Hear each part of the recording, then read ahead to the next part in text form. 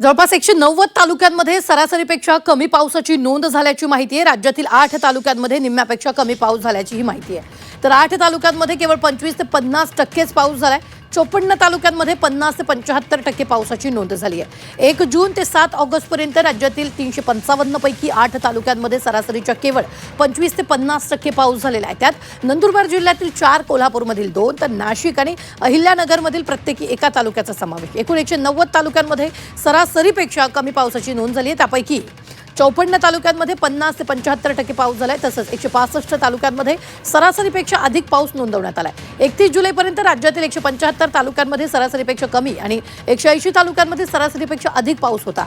7 ऑगस्टच्या आकडेवारीनुसार कमी पाऊस असलेल्या तालुक्यांची संख्या 15 ते वाढून 190 तर सरासरी ओलांडलेल्या तालुक्यांची संख्या 180 वरून 165 पर्यंत कमी झालेली आहे।